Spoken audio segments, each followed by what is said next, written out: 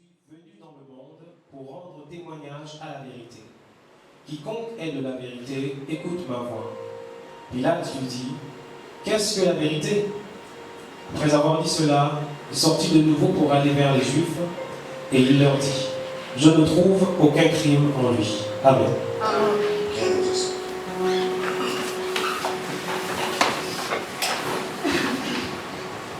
Alors, bien-aimés, c'est merveilleux de pouvoir entendre ces choses. Nous sommes ce vendredi, et en même temps le vendredi, de l'entendre. Il s'est passé beaucoup de choses avant qu'on soit, il est presque 18h. Je crois que tout était fini. Mais avant cela, il faudrait que nous comprenions notre salut. Le salut que nous avons n'est pas un salut bon marché, ça veut dire un salut gratuit. C'est un salut qui a coûté énormément cher à notre maître de les amis. Voyez-vous, c'était cette nuit-là, hier, qu'il fut arrêté par les Juifs, trahi par Judas Iscariote. Et vous savez, l'emmenant. Et ce qui était formidable, Pierre ne pouvait pas s'imaginer que Jésus pouvait l'arrêter. Tellement qu'il a vu des miracles et des miracles, il ne pouvait pas s'imaginer. Tout le monde a fui. Tout le monde est parti. Il s'est retrouvé ce jour-là en garde à vue. Et vous le savez, que tout le monde était dehors. Le coq chante à 3h du matin, 3h, 4h, 3h. Et pendant qu'ils étaient autour du feu, le coq chantait. Une fois, deux fois. À la troisième fois, Jésus a regardé Pierre dans les yeux. Pierre a pleuré. Amen. Nous avons compris. Les pleurs de Pierre, c'était tout simplement la marque de la repentance. Et nous, en tant que chrétiens, nous devons avoir toujours un cœur repentant lorsqu'on est face à un mal. Écoutez, bien-aimé, il ne faut pas que ton cœur soit si dur face à un mal. Un chrétien, il se brise si facilement lorsque on le fait voir qu'il est en dehors ou qu'il a commis un péché. Il se répand. Amen. Qui est parti. Dans le matin, ce vendredi, Jésus a été présenté chez Caïphe avant d'aller chez Pilate. Nous avons lu ici le motif pour lequel il a été condamné. Il a été condamné. Il y a tellement de textes. L'objet de sa condamnation, le motif, c'est tout simplement parce qu'il avait dit que je suis le Fils de Dieu. Les miracles, tout ça, le jour qu'il a dit que je suis le Fils de Dieu, c'était le jour où les Juifs n'ont pas supporté. Caïphe a pris sa soutane, il a déchiré. Ça dit c'est une marque de désapprobation. C'est pas possible, un homme qui est né, nous avons vu sa mère. Comment peut-il se déclarer fils de Dieu?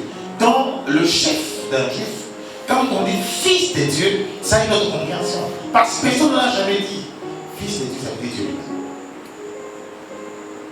Il avait commencé depuis longtemps, fort longtemps, en disant, avant qu'Abraham ne fût, je suis.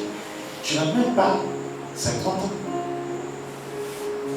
Comment tu peux dire que Abraham t'a vu? Il dit, Abraham m'a vu. Il s'est réjoui de ma présence. Et puis je suis parti.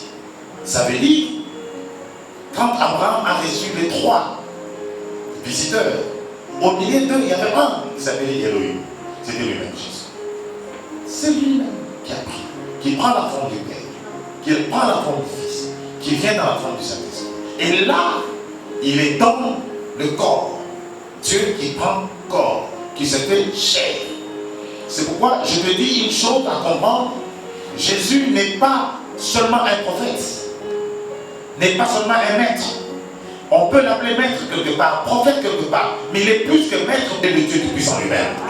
Amen, amen. C'est ce que les gens ne comprennent pas. Toute la divinité était incarnée en Christ. Vous ne savez pas tout ce qui était autour de lui. Il s'est laissé prendre. Et Caïphe dit, c'est à l'avantage de notre nation qu'un homme, que lui qui soit livré pour nous tous, pour protéger notre nation. Mais la Bible va très loin, parce que les gens, c'est qu'ils ne lisent pas très bien les Écritures, ils ne comprennent pas très bien. Jésus, non seulement il devait mourir pour les Juifs, mais la Bible dit pour tous les enfants dispersés dans le monde. Amen, amen. Nous tous ici, sa mort nous concerne. Amen. C'est comme ça que la condamnation a été faite. Et on a Caïphe, après avoir écouté Jésus, il a posé la même question. Est-ce que tu es le Fils de Dieu? Il dit, tu le dis de toi-même ou c'est comme ça? Oui, je suis le Fils de Dieu. Directement, on a commencé à le gifler. Les Juifs ont commencé dans la maison de Caïphe. Parce qu'il était le souverain sacrificateur à l'époque. Et donc, après, Anne était présent. Souverain sacrificateur également. Tous ont décidé. Ils doivent mourir.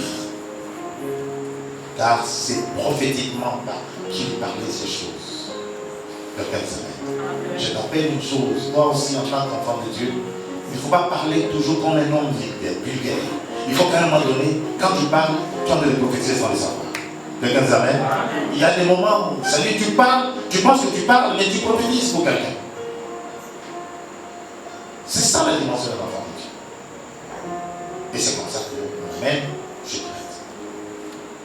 Tôt le matin, on va le présenter et la Bible déclare.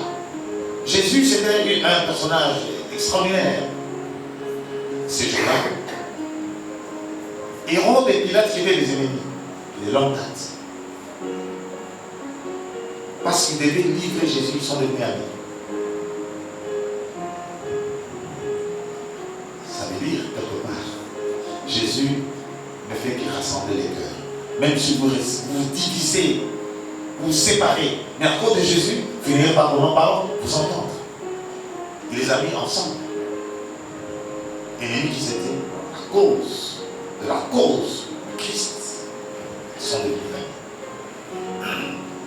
Et voilà, on le présente devant Pilate. Pilate, c'était un juge romain, inflexible. La Bible nous dit dans les recherches, c'est quelqu'un qui était dur en cuir. Jamais il pouvait tomber devant un procès. Et ce jour-là, il était en face du maître. J'aime mon maître quand il parle. Pilate lui pose la question. Qu'est-ce qui se passe avec ceux qui t'amènent? Mais ils devaient les juger d'après leur loi. Les Juifs ont dit non, nous ne le jugeons pas avec notre loi. Nous le jugeons avec la loi. Avec la loi de César. Parce que selon la loi divine, il n'y avait pas, on ne savait pas par où l'avoir. Pilate commence à parler avec Jésus. Es-tu le Fils de Dieu? Es-tu le roi des Juifs? Il dit, mais une question comme ça en tant que juge, quelqu'un te l'a fait dire ou bien tu le dis de toi-même? Je te pose la question. Comme tu l'as dit, je le suis. Ah bon? Écoutez, Pilate, tu n'aurais aucun pouvoir sur moi. D'ailleurs, mon royaume n'est pas de ce monde. Si mon royaume était de ce monde, une légion d'anges descendrait et tout sera fini. Je me livre à vous. Après que Pilate ait échangé avec Jésus, Jésus dit, je suis né, je suis venu dans le monde pour rendre témoignage à la vérité. Alors, qu'est-ce que la vérité? Un jour, je lui pose la question au prévenu, qu'est-ce que la vérité? Jésus n'a déjà répondu. Je suis venu rendre témoignage à la vérité. C'est tout. Vous entendez tout simplement. Vous connaîtrez la vérité. Et la vérité vous rendra comment? Libre. Vous affranchira. La Pâque nous amène à comprendre qu'en tant qu'enfant de Dieu, parce que c'est la Pâque en live, en tant qu'enfant de Dieu, tu dois apprendre à dire la vérité. Nous sommes nés pour rendre témoignage à la vérité. Quelqu'un s'amène. Et la Bible déclare, on ne sera pas ennemi lorsqu'on se dit la vérité. Nous sommes là pour la vérité. Et Pilate, en fait des comptes, il sort et puis il revient. Il a basculé. Mais il y a un texte qu'on n'a pas lu. Mais vous savez ce qui s'est passé avec Pilate? Pilate avait tout le pouvoir de faire ce qu'il pouvait. Mais il s'est passé une chose, la nuit que Jésus était chez Caïphe, Dieu est venu passer par sa femme. La femme a reçu la révélation. Il appelle Pilate. Dans cette affaire-là, il dit ton corps, comme on dit chez nous. Cet homme-là enlève ton corps. Ah, je sais qu'il a fait le lendemain. Pilate a trouvé Jésus. Il dit non, dans cette affaire, je l'ai enlevé. Il a enlevé quoi? Il a jeté les planches. Il dit je ne peux pas juger. C'est comme ça qu'il sort. Il dit voici le roi. Voici votre roi. Et après que Pilate l'ait fait gifler, fouetter, avant de le présenter, il l'amène à l'intérieur. Il prend un manteau de pourpre. Cette couleur que vous voyez là au sol, manteau pourpre rouge. C'est pourquoi vous voyez dans tous les pays, le tapis rouge est toujours royal. On le met ce manteau. On tresse une couronne d'épines, on le met sur la tête. Le sang a commencé à couler depuis le matin. Vous savez, le sacrifice c'est quoi? Le sacrifice c'est quand le sang sort du corps. Tant que le sang n'est pas sorti du corps, il n'y a pas de sacrifice. Et là, le sacrifice a commencé, le sang a commencé à couler. Il a présenté devant tout le monde notre voici votre roi. Il a dit encore voici l'homme. C'est-à-dire dans la profondeur de voici le vrai homme et le vrai Dieu qui est en face de vous. Qu'est-ce que vous voulez faire de lui? Il dit non, nous ne voulons pas de lui. Crucifiez-le. Il a passé au crâne. Il va passer au Golgotha. Et c'est prophétiquement parlant. Ils ont fait rapidement, nous sommes un vendredi. Vous savez que samedi c'est le sabbat, n'est-ce pas? Donc il fallait terminer pour ne pas salir le sabbat. Il fallait finir avec lui dada. Le jugement a été conclu. Le peuple, c'est pourquoi vous entendez Vox Populi, Vox Dei. La voix du peuple, c'est la voix de Dieu.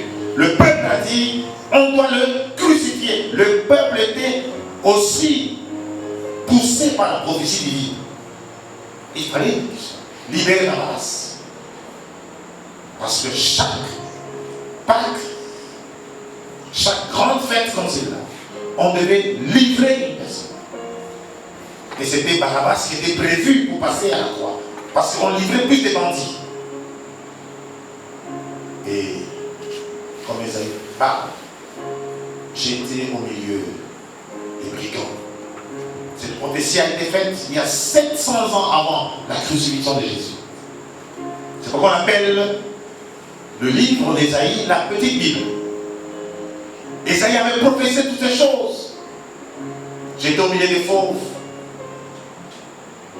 Et vous entendrez, Jésus, quand il passe, avant de monter, il monte, il porte le manteau, Je lui demande tout simplement, prends ta croix, monte avec. Parce que tout brigand devait porter lui-même sa croix. Aller avec ça dehors, sur les lieux qu'on appelle Golgotha, le crâne, pour être pendu, pour être crucifié. Quelqu'un amène. Et c'est comme ça qu'il porta la croix. Il a commencé. Après toute la flagelle, quand vous avez tous les fouets qu'il a reçus, la Bible dit, son corps était en lambeaux.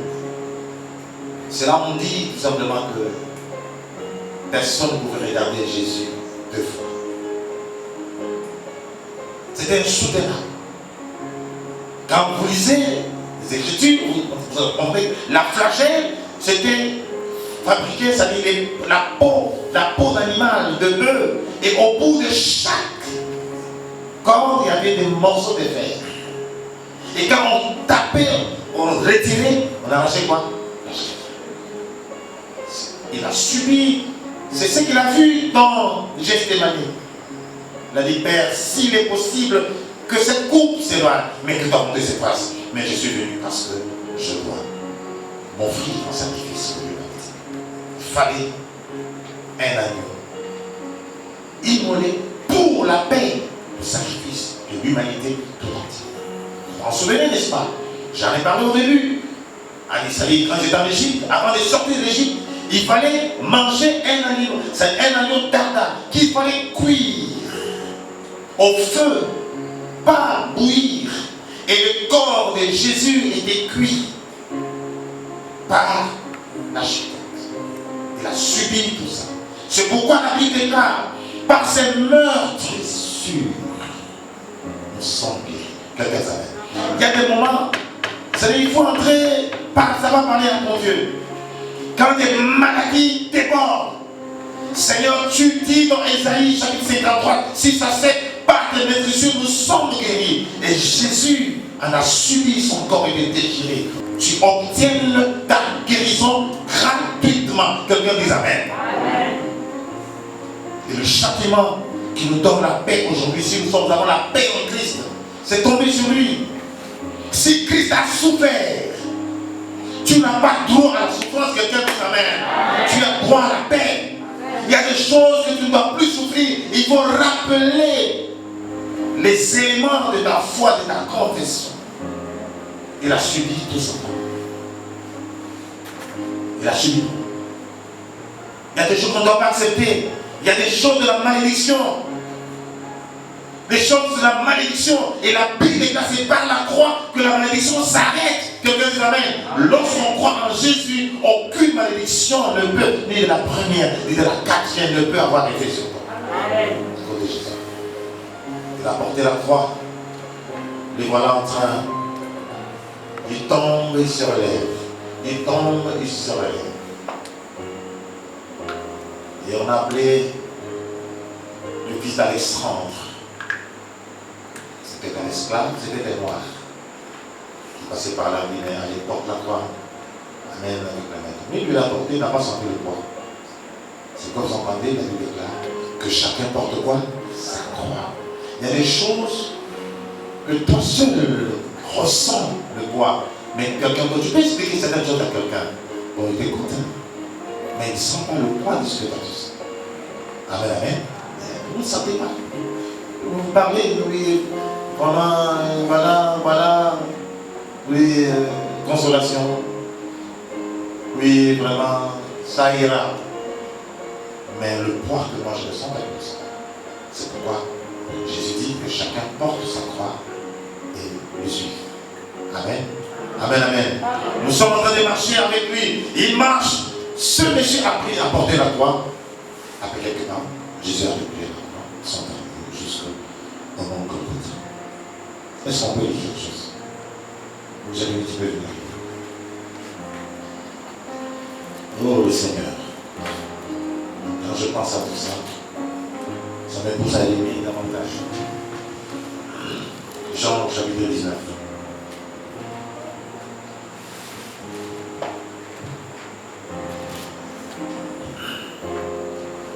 Verset 17. 19, versets 17 à 22, il est écrit: Jésus, portant sa croix, arriva au lieu du crâne, qui se nomme en hébreu Golgotha. C'est là qu'il fut crucifié, et 2 autres avec lui, un de chaque côté, et Jésus au milieu. Pilate fit une inscription qu'il plaça sur la croix, et qui était ainsi conçue: Jésus de Nazareth, roi des Juifs. Beaucoup de Juifs lurent cette inscription, parce que le lieu où Jésus fut crucifié était près de la ville. Elle était en hébreu, en grec et en latin. Les principaux sacrificateurs des Juifs dirent à Pilate: N'écris pas roi des Juifs, mais écris qu'il a dit: Je suis roi des Juifs. Pilate répondit: Ce que j'ai écrit, je l'ai écrit. Amen. Et Jésus fait monter sur cette croix, et le sang commence à couler. Nous n'avons que 5 litres de sang. Il attendait d'aller faire la croix. Tout allait se faire où? À la croix. Crucifié au milieu de bandits. Et le sang coulait. Vous entendez quelqu'un dire non, il a été pendu. Il n'a pas été pendu, mais il a été crucifié. Alors, Pilate conçoit une inscription: Jésus de Nazareth, roi des Juifs. C'est écrit en hébreu et en latin. Tout le monde peut lire ça. Et les Juifs sont arrivés, mais non, change, écrit. Il a dit: Je suis roi des Juifs. Il a dit non. Ce que j'ai écrit, je l'ai déjà écrit. Amen. Donc, amen. Pilate, il était en contact avec le Christ. Il a compris que Christ n'était pas n'importe qui, il était le roi. Un roi, on le reconnaît. Amen, amen. C'est pourquoi il a écrit, Dieu l'a fait écrire: Jésus de Nazareth, roi. Quand ils arrivent, non, écrit, il a dit: Jésus, roi des Juifs. Non, c'est pas ça. Pilate a dit: Ce que j'ai écrit, je l'ai déjà écrit. C'est pour les bien-aimés en tant qu'enfants de Dieu. Nous devons savoir, dans la marche avec le Christ, sache que sur ton front, il y a des choses que le Seigneur a écrites. Quelqu'un dit amen. Amen, amen. Il a écrit gloire et gloire et gloire sur ton front. Satan voudra venir qu'on change, non, enlever la gloire, non, mettez la honte, non. Tu ne peux plus boire la honte. On a vu la honte hier, mais il y a une nouvelle inscription sur notre front. Quelqu'un amen. Tu es vainqueur. Tu dois vivre dans la gloire. C'est pour vous dire tout simplement, écoute bien, si tu n'es pas avec le Christ, même si naturellement tu es né avec des grâces, il y a des gens qui peuvent effacer. Vous comprenez? Peuvent effacer ça et changer. Mais lorsqu'on est en Christ, ce qu'il a écrit, personne ne peut effacer. Il y a quoi de mieux d'être avec lui? Quoi de mieux rester avec le Christ parce qu'il nous déclare vainqueur, il nous déclare champion, il nous déclare des personnes glorieuses. Les personnes ne pourra effacer ce qu'il a écrit. Quelqu'un amen. En fait, tu es une lettre alors écrite en lettres d'or. Tout le monde peut lire les merveilles que Dieu a écrites sur toi. Vous savez, tous ces combats que nous subissons, c'est parce qu'il y a des choses glorieuses qui sont écrites sur nous. Quelqu'un amen. Parce qu'il y a des choses. Si tu n'as rien, tu ne verras aucun combat. Et malgré ces combats, ils effaceront parce que Dieu a dit, parce que c'est tout ce qu'il a écrit, puis il finira par ça, s'accomplir. Et c'est comme ça que Jésus, Jérémie, je peux dire, notre Seigneur.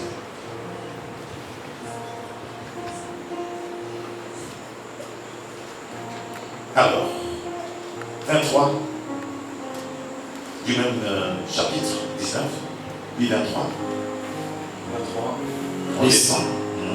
Les soldats, après avoir crucifié Jésus, prirent ses vêtements et ils en firent 4 parts, une part pour chaque soldat. Ils prirent aussi sa tunique qui était sans couture, d'un seul tissu depuis le haut jusqu'en bas. Et ils dirent entre eux: ne la déchirons pas, mais tirons au sort à qui elle sera. Cela arriva afin que s'accomplisse cette parole de l'Écriture. Ils se sont partagés mes vêtements et ils ont tiré au sort ma tunique. Voilà ce que firent les soldats. Amen. Commençons par là. Il y a des choses qu'on peut-être par pudeur on écrit. Mais il faut savoir. On a arraché tout ce qu'il avait sur le corps. Le manteau de poudre qu'on a enlevé. Ses vêtements déchirés, ils ont partagé. Mais il avait une tunique sans couture. Je ne sais pas quel est ce couturier qui va voir ça. Une tunique sans couture. On lui a enlevé cette tunique. Ils ont tiré ça au sort. Et quelqu'un l'a pris, il l'a gardé. Mais Jésus a été crucifié sans habit.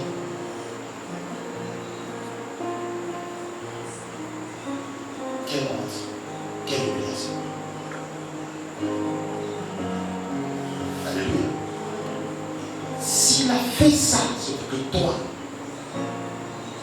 tu sois couvert. Quelqu'un s'appelle. Tu ne vis plus la honte. Il a bu ta honte. Tu ne peux plus continuer à vivre dans la honte. Parce que le maître a été crucifié sans linge encore. Et sa tunique a été tirée. C'est pourquoi, bien aimé, il y a certaines choses, quand tu vois dans ta vie, il faut dire non, ça ne peut pas marcher.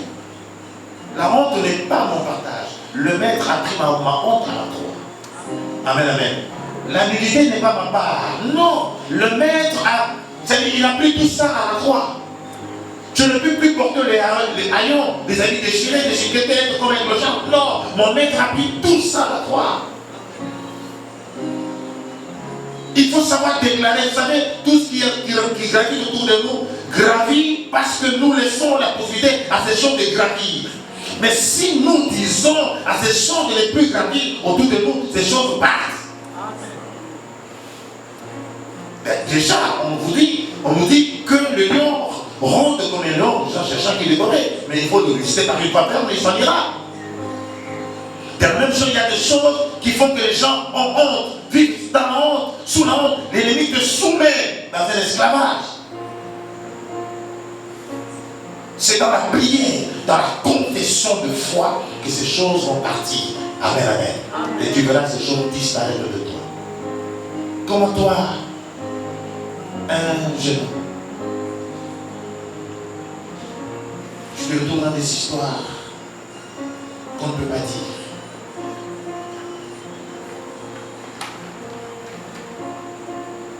Jésus a pris tout ça. C'est pourquoi nous disons la prédication de la croix et d'une puissance, de puissance. Amen, amen. Amen, amen. Jérémie, on va continuer. C'est extraordinaire le maître, tout cela sur le dos. Dieu. 28 du même chapitre à 30. Après cela, Jésus savait que tout était déjà consommé, dit.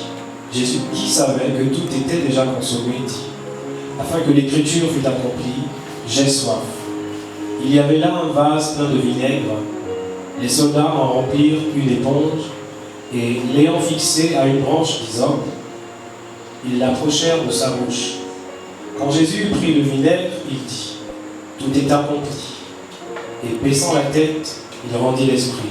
Amen. Amen. Amen, amen. Et donc, voyons que tous les actes étaient posés. Je vous dispense le cours de lecture, sinon ce sera trop long.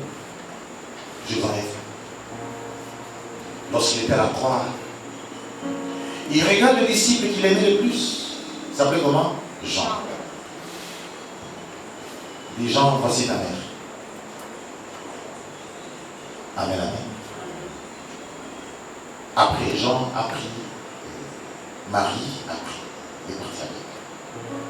C'est pour te dire tout simplement que la Pâque, amen, amen. Amen. Amen. La Pâque nous ramène à reconstituer les éléments de la fête. Au bon moment qu'il était à la croix, il nous a tous pardonnés. Père, pardonne-leur, car ils ne savent pas ce qu'ils font. Nous avons bénéficié d'un si grand pardon à la croix. J'ai dit toujours, si tout ce que nous faisons tous les jours César l'aurait vu, nous serions tous en prison. Il y a des choses que César n'arrive pas à voir. Mais lui, il voit. Et il te pardonne. Et le pardon a été acquis depuis la croix de Golgotha. Sous les effets de la douleur, il a demandé. Il a envoyé le pardon. Il a distribué le pardon à toute l'humanité. Quiconque croit en Christ est pardonné de tous ses péchés. Parce qu'il a vaincu l'aiguillon de la mort, le péché. Il a vaincu la mort. Et il a distribué à toute la planète son pardon. Quiconque croit en lui reçoit ce pardon. Il y a des moments où les gens nous prient leur pardon. Je pense qu'il y a des moments où vous avez sollicité le pardon auprès de quelqu'un et il t'a fait mal à la vie.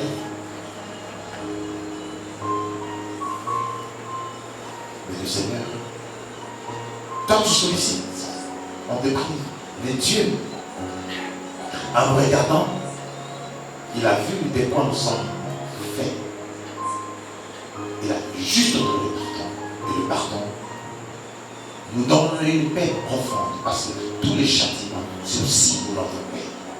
Un chrétien ne vit plus dans le péché. Un chrétien ne demeure pas dans le péché. Mais le chrétien peut pécher, Dieu le pardonne. Mais il ne vit pas dans le péché. Voilà la différence, c'est ça. Dieu aime le péché, mais il n'aime pas le péché. Et le péché pour un chrétien, ce n'est pas quelque chose de prémédité. C'est quelque chose d'impromptu. Ce n'est pas calculé. C'est comme quelqu'un qui a glissé, qui est tombé, qui se relève. À la croix, tout le monde. Amen, amen. Amen. Ce soir, si tu vis dans un péché quelconque, tu demandes Seigneur pardon, il te pardonne. Mais c'est extraordinaire. Il n'a pas besoin de te poser la question. Pourquoi tu as commencé comme ça? C'était comment? Pourquoi toi vraiment? Mais je te pardonne, mais je garde le souvenir. C'est ce que vous dites tous les jours, vous dites. Mais lui, il garde le souvenir de notre péché. De la même, l'Est est éloigné de l'Ouest. C'est comme ça qu'il pardonne. Et lui. Pardon acquis à la croix. Amen, amen. Et donc, vers la fin, il a tout dit, tout fait à la croix, tout accompli à la croix. Il y a des questions. Et vous lisez quelque part.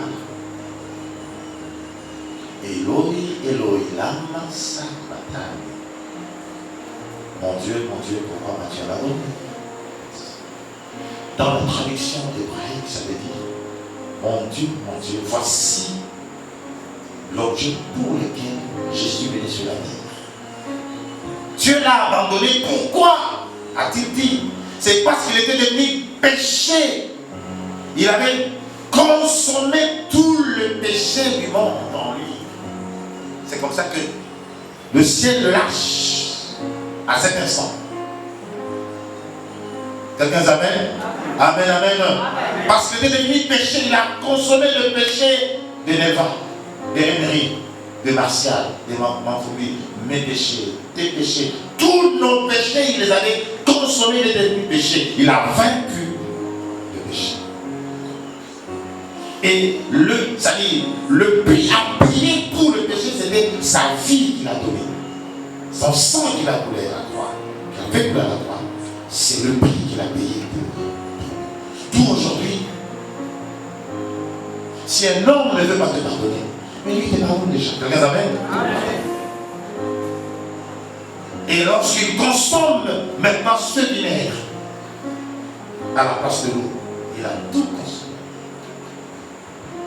Il a poussé un cri. Un cri. Oh, ce cri-là. Ce cri, quand il a poussé le cri. Alléluia. Le son est parti vers le temple de Jérusalem. Et a déchiré le voile en deux. Du haut en bas. Tout ce qu'on ne voyait pas dans le lieu très saint était libre. Tout le monde pouvait voir. Ça veut dire que le Seigneur ouvrit l'accès au lieu très saint, tout le monde peut rentrer. Quelqu'un s'amène. Acclamons le Seigneur, nous avons l'entrée dans le lieu très saint était réservée au souverain sacrificateur, ce Caïphe-là. C'était lui seul qui pouvait rentrer. Mais lorsqu'il pousse le cri, il ouvre le nouveau boulevard. Tout le monde peut rentrer. Alléluia. Amen, amen. Oh,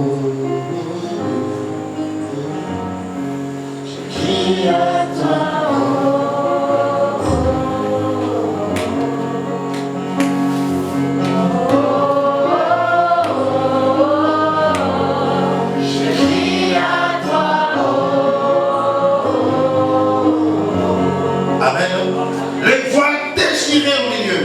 Tu peux rentrer maintenant, allègrement, par le sang qu'il a versé à la croix. Tout le monde peut avoir accès au Père. C'était réservé à une catégorie de personnes. Et là, amen. C'est-à-dire en anglais, même dans la voiture, même sous la douche, même en train de cuisiner, tu peux rentrer dans les lieux. Ah, c'est extraordinaire. Alléluia. Amen. Amen. On n'a pas besoin de beaucoup de formules à faire. Non, non, non. On peut entrer. L'accès au trône. C'est pourquoi la Bible déclare, approchez-vous avec assurance auprès du trône de la grâce. Rentrez facilement. Et là, c'est le cri des hommes. Tout est accompli. Je vais te dire une chose, il faut comprendre, parce qu'il faut quitter dans l'incrédulité. Le Seigneur a tout accompli pour nous. Quelqu'un dise amen. Amen. Toutes tes équations à 2, 3, 4 inconnues, tout ça que tu connais. Des sinus, des cosinus et autres, des fonctions compliquées. Tout a été résolu à la croix. Amen, amen. Tout a été accompli. Ton problème que tu penses que ce problème-là, non, non, ce problème a été réglé. Passe-moi la croix, tu vas trouver la solution. Quelqu'un t'amène. Approche-toi de la croix, tu verras la solution accrochée et tu décroches. C'est merveilleux. Oh, c'est merveilleux. Il y a des gens qui étaient destinés à l'esclavage. À cause de la croix, il devient un prince, un roi. Alléluia. Il y a des gens qu'on a privés. Toi, tu n'auras pas telle chose. Mais lorsque la personne s'approche de la croix, il trouve sa solution accrochée. Et il décroche le moyen. Et ceux qui avaient décidé n'auront qu'à grincer les dents. Jésus a tout accompli. Amen. Tout accompli. Je voudrais qu'on acclame le maître parce qu'il a tout accompli.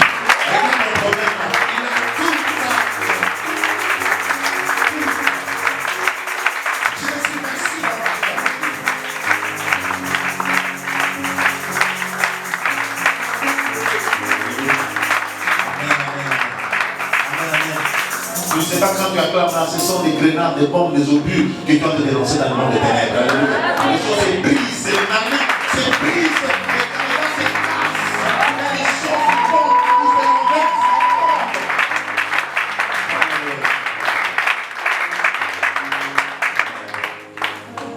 C'est pourquoi nous aimons Jésus. Il faut que tu fasses cette expérience, que tu vives cette expérience.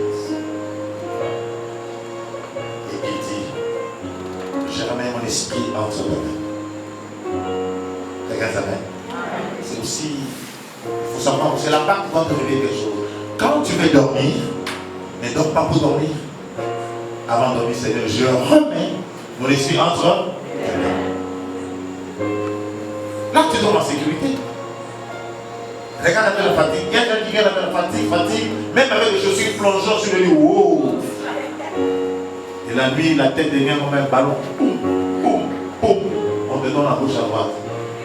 Prends soin de remettre ton esprit entre les mains du Seigneur. Amen. Jérémie, nous sommes là où je suis en train de parler. Il est quelle heure? il est entre 16h et 18h. On appelle ça en hébreu entre deux soirs. Il fallait faire vite pour que on ne puisse pas souiller la Pâque. La suite. 31. Dans la crainte que le corps ne restasse sur la croix pendant le sabbat, car c'était la préparation, et ce jour de sabbat était un grand jour.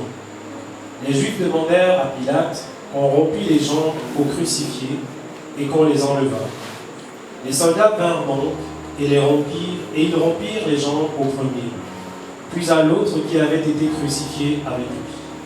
S'étant approchés de Jésus et le voyant déjà mort, ils ne lui rompirent pas les jambes. Mais un des soldats lui perça le côté avec une lance. Et aussitôt, il sortit du sang et de l'eau.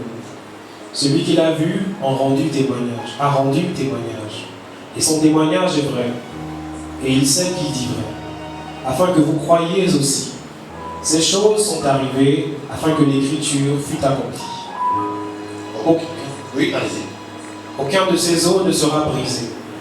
Et ailleurs, l'écriture dit encore, ils verront celui qu'ils ont percé. Amen, amen. C'est Apocalypse qui dit. Et donc, lorsqu'ils arrivent, dans la crainte qu'ils restent sur la croix, la coutume voudrait tout simplement. Vous savez, la mort de la croix était une mort atroce. On vous crucifie et on vous détruit à petit feu. C'est vraiment, c'est fort. Et on trouve avec les deux brigands,